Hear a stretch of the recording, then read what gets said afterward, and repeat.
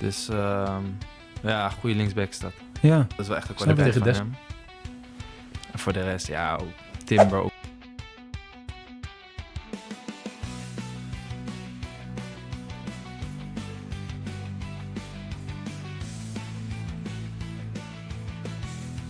trainen? Here we go. Ik ben ook bezig met Ula Romeni dikonfirmasi tidak tolak naturalisasi timnas Indonesia, tapi daar gaan we kijken.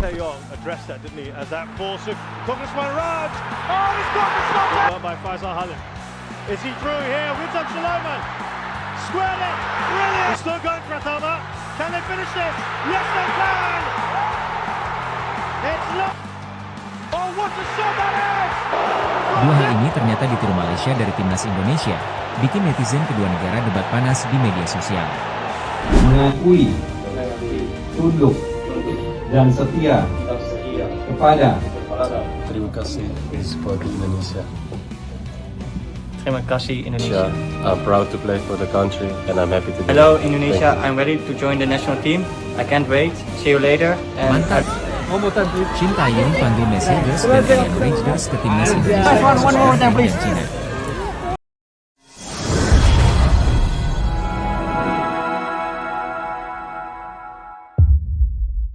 Here we go.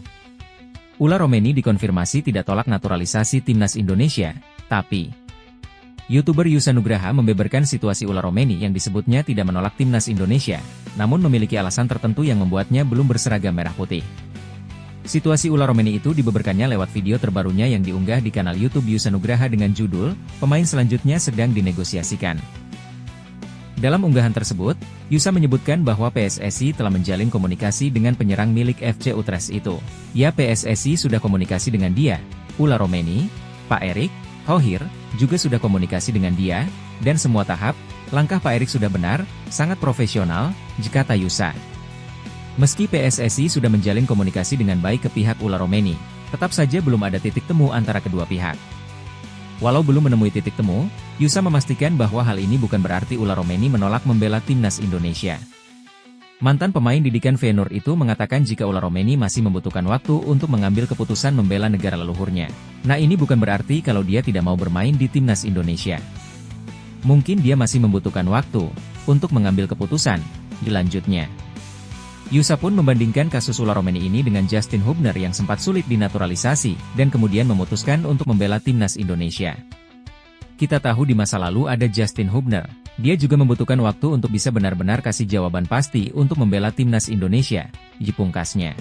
Sebagai informasi, Ula Romeni disebut-sebut merupakan daftar teratas pemain keturunan yang akan dinaturalisasi untuk mengisi lini serang timnas Indonesia. Hal ini tak lepas dari catatan pemain berusia 24 tahun itu. Di musim ini saja, dirinya telah melesakan 2 gol dari 6 pertandingan di Eredivisie 2024-2025. Jika mundur ke belakang, pemain keturunan Medan, Sumatera Utara itu juga pernah menorehkan catatan apik dengan mencetak 11 gol dari 33 laga di Eredivisie 2022-2023. Catatan-catatan apik itu membuat Ula Romeni diyakini menjadi pemain yang tepat untuk mengatasi mandulnya lini serang timnas Indonesia. Dengan alotnya proses pendekatan ke Ula Romeni, Yusa Nugraha pun menuturkan bahwa naturalisasinya kemungkinan tidak akan terjadi dalam waktu dekat. Meski begitu, timnas Indonesia tampaknya tak akan pusing mencari penyerang-penyerang keturunan baru, seiring adanya minat yang datang dari penyerang keturunan lainnya. Sebagai contoh ada Mauro Zijlstra dan Miliano Jonathans. Nama pertama bahkan saat ini sedang dalam tahap pemeriksaan dokumen untuk naturalisasi. Sedangkan Miliano Jonathans juga terang-terangan mengaku terbuka membela timnas Indonesia usia tampil apik bersama Vitesse Arnhem di kasta kedua Belanda atau Eerste Divisie musim ini. Dua hal ini ternyata ditiru Malaysia dari timnas Indonesia, bikin netizen kedua negara debat panas di media sosial. Timnas Malaysia mengikuti jejak timnas Indonesia untuk mendatangkan pemain-pemain keturunan Belanda. Tim nasional Malaysia mengikuti langkah tim nasional Indonesia dengan mendatangkan pemain-pemain keturunan Belanda. Salah satu nama yang banyak dibicarakan adalah Mats Dale, pemain dari Go Ahead Eagles. Mats Dale, yang memiliki darah campuran Malaysia-Belanda, juga menyatakan ketertarikan untuk bergabung dengan Harimau Malaya. Ia mengungkapkan harapannya untuk mengenakan jersey tim nasional kepada manajer Harimau Malaya, Pau Marty Vicente. Selain itu, ada juga Ferdi Druij, penyerang dari Rapid Wien yang saat ini dipinjamkan ke PEC Zwolle. Kedua pemain tersebut dilaporkan sudah menyelesaikan dokumen untuk menjadi warga negara Malaysia. Kabar mengenai pemain berdarah Belanda yang akan bergabung dengan Malaysia memicu diskusi yang cukup sengit di media sosial antara netizen dari kedua negara. Hal ini disebabkan oleh beberapa netizen Malaysia yang sebelumnya menyebut timnas Indonesia sebagai Indo-Dutch, akibat banyaknya pemain keturunan Belanda yang memperkuat skuad Garuda.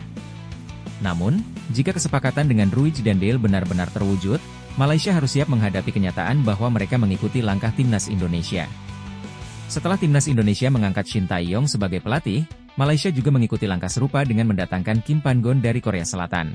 Namun, masa jabatan Kim tidak berlangsung lama seperti Shin Tae-yong, karena ia mengundurkan diri pada Selasa, 16 Juli 2024. Keputusan Kim untuk mundur mengejutkan banyak pihak, mengingat ia dianggap mampu meningkatkan performa timnas Malaysia. Sayangnya, Harimau Malaya gagal melaju ke R3 kualifikasi Piala Dunia 2026. Menariknya, Kim Pan-gon tidak mengungkapkan alasan di balik keputusannya untuk mundur, dan media di Malaysia pun dilarang untuk menanyakan hal tersebut. Mantap! Shin Tae-yong panggil Mads Hilgers dan Eliano Reijnders ke timnas Indonesia versus Bahrain dan Cina. Pelatih timnas Indonesia, Shin Tae-yong membagikan kabar baik. Ia memastikan akan memanggil Mads Hilgers dan Eliano Reijnders ke skuad Garuda. Hilgers dan Eliano bakal bergabung dengan timnas Indonesia. Skuad Garuda akan melawan Bahrain dan Cina di kualifikasi Piala Dunia 2026 Zona Asia Grup F. Timnas Indonesia akan menghadapi Bahrain pada 10 Oktober 2024. Pertandingan itu bakal berlangsung di Bahrain National Stadium, Riffa. 5 hari kemudian, Timnas Indonesia akan melawan Cina. Partai tersebut bakal bergulir di Qingdao Youth Football Stadium, Qingdao. Hilgers dan Eliano akan bergabung langsung dengan Timnas Indonesia untuk melawan Bahrain dan Cina, ujar Shin Tae-yong. Media lokal negeri tirai bambu merasa khawatir dengan peluang timnas Cina kala menghadapi timnas Indonesia pada laga putaran ketiga kualifikasi Piala Dunia 2026 Zona Asia, 15 Oktober 2024 mendatang. Di matchday pertama, Cina babak belur dicukur di kandang Jepang dengan skor 0-7. Cina kembali kalah pada pertandingan kedua, kali ini takluk 1-2 dari Arab Saudi. Hasil itu membuat pelatih Cina, Alexander Ivankovic, posisinya tertekan. Mau tidak mau dia harus mengemas hasil lebih baik pada 2 pertandingan berikutnya. Media Cina, Sohu.com, mengatakan Ivankovic tak punya pilihan selain berusaha meraih 1 kemenangan dari 2 laga tersebut, terutama melawan timnas Indonesia. Sohu menyebut tambahan poin sangat dibutuhkan jika tim Dragons masih ingin menjaga peluang lolos ke Piala Dunia 2026. Sohu menyebut kans mendulang poin bagi Cina lebih besar saat melawan timnas Indonesia. Namun, mereka juga khawatir karena kekuatan pasukan Shin Tae-yong sudah tak bisa diremehkan lagi. Sohu menyebut timnas Indonesia saat ini setara dengan tim ketiga Belanda dari segi teknik. Tidak mudah bagi timnas Cina untuk mengalahkan mereka di kandang sendiri, itu Lee Sohu. Kami berharap timnas Cina bisa tampil bagus di pertandingan ini dan mencapai target utama mengalahkan Indonesia sesegera mungkin, imbuh media tersebut. Shin Tae-yong bahagia, penyerang ganas Eredivisie ini siap perkuat timnas Indonesia. Shin Tae-yong dijamin bahagia. Sebab, penyerang ganas yang bermain untuk klub Eredivisie Fortuna Sittard, Sjors Louis Hermsen, bersedia membela timnas Indonesia. Kepada akun Instagram pemain keturunan ID, Sjors Louis Hermsen mengaku siap menjalani semua proses naturalisasi untuk mendapatkan paspor Indonesia. Jika nantinya resmi menjadi WNI, Sjors Louis Hermsen mungkin takkan langsung dimainkan di timnas Indonesia senior. Baru berusia 17 tahun, Sjors Louis Hermsen bisa diandalkan timnas Indonesia U20 lebih dulu. Meski baru 17 tahun, Sjors Louis Hermsen sudah mencatatkan debut bersama tim senior Fortuna Sittard. Ia bermain 1 menit saat Fortuna Sittard tandang ke markas Heracles Almelo di pekan pamungkas Eredivisie 2023 hingga 2024 pada 14 Mei 2024. Sjors Louis Hermsen bahkan mengalahkan pemain timnas Indonesia yang musim lalu membela Fortuna Sittard, Ragnar Oratmangoen. Di laga Heracles versus Fortuna Sittard, Ragnar Oratmangoen dicadangkan dari awal sampai pertandingan berakhir. Lantas, bagaimana statistik Sjors Louis Hermsen di tim junior Fortuna Sittard? Bersama Fortuna Sittard U21, ia mengemas 12 gol dan 28 assist dari 32 pertandingan musim lalu. Sementara pada musim ini, Sjors Louis Hermsen telah mencetak 3 gol dan 1 assist dari 3 pertandingan. Karena itu, timnas Indonesia akan sangat diuntungkan jika berhasil mengamankan pemain yang memiliki kemiripan permainan dengan Kylian Mbappe ini. Menarik menanti aksi nyata PSSI. Apakah PSSI lewat bisikan Shin Tae-yong atau Indra Syafri siap mengamankan jasa penyerang yang satu ini? Tak dapat restu orang tua jadi penyebab Welber Jardim gagal perkuat timnas Indonesia U20 di kualifikasi Piala Asia U20 2025. Welber Jardim gagal memperkuat timnas Indonesia U20 di kualifikasi Piala Asia U20 2025 karena tidak mendapatkan restu orang tua. Pernyataan itu disampaikan manajer timnas Indonesia U20, Zaki Iskandar. Zaki Iskandar mengatakan, klub Welber Jardim Sao Paulo U17 sejatinya bersedia melepas sang pemain ke timnas Indonesia U20 untuk mengarungi laga-laga grup F kualifikasi Piala Asia U20 2025 di Jakarta pada 25 hingga 29 September 2024. Namun, Welber Jardim tidak berangkat ke Indonesia karena orang tuanya memilih sang anak tetap di Brasil. Opsi ini diambil disinyalir karena Welber Jardim diharapkan fokus terlebih dulu bersama Sao Paulo U17. Namun, dalam penuturan Zaki Iskandar, orang tua Welber Jardim dalam hal ini sang ibu tidak memberikan alasan pasti mengapa sang anak batal gabung timnas Indonesia U20. Namun, ia memastikan tidak bergabungnya Welber Jardim bukanlah masalah besar bagi timnas Indonesia U20. Meskipun tanpa Welber Jardim, timnas Indonesia U20 memulai laga grup F kualifikasi Piala Asia U20 2025 dengan manis. Menjamu timnas Maladewa U20 di Stadion Madia pada Rabu 25 September 2024 malam WIB, timnas Indonesia U20 menang telak 4-0. Respons positif Emil Audero saat diminta perkuat timnas Indonesia, segera jadi pesaing Martin Paes. Respons positif Emil Audero saat diminta memperkuat timnas Indonesia akan diulas teropong bola. Komika Mamat Alkatiri sempat bertemu dengan Emil Audero yang saat itu membela Inter Milan. Mamat saat itu membujuk Emil Audero agar mau menjadi warga negara Indonesia, WNI. Hasil pertemuan dirinya dengan Emil Audero pun dipublikasikan di akun X-nya, Mamat Alkatiri. Wahai PSSI, sudah saya bantu bujuk nih buat naturalisasi. Dia menyerahkan sepenuhnya kepada saya sebagai agen. Yok meeting gaas, tulis Mamat. Giliran Ketua Umum PSSI Erick Thohir yang bertemu Emil Audero di Italia. Tak cuma bertemu, keduanya sampai-sampai bersalaman. Biasanya, pemain keturunan yang bersalaman dengan Erick Thohir akan melanjutkan proses naturalisasi sebagai WNI. Lantas, bagaimana dengan Emil Audero? Tak ada tanda-tanda Emil Audero segera mendapatkan paspor Indonesia. Di sisi lain, Indonesia menambah kekuatan dengan mendatangkan sejumlah pemain keturunan seperti Martin Paes. Menyikapi kondisi ini, Mamat pun mengeluarkan suara hatinya ketika bertemu anggota Exco PSSI, Arya Sinulinga. Mamat mengatakan Emil Audero sudah bersedia membela timnas Indonesia, dan mendorong PSSI melakukan pendekatan kepada kiper yang kini membela Como 1907 tersebut. Jika Emil Audero diproses dan menjadi kiper timnas Indonesia, betapa kuatnya lini pertahanan skuad Garuda. Saat ini di bawah Mister Gawang timnas Indonesia sudah ada Martin Paes, salah satu kiper terbaik di Major League Soccer, MLS. Keren! Mace Hilgers jadi bek paling sibuk saat bawa FC Twente curi poin dari Manchester United di Old Trafford. Ini statistik calon pemain timnas Indonesia. Calon pemain timnas Indonesia, Mace Hilgers jadi bek paling sibuk saat membawa FC Twente mencuri poin dari Manchester United di Old Trafford. Bek berusia 23 tahun itu main full-time sebagai starter dan membantu FC Twente menahan imbang Manchester United dengan skor 1-1.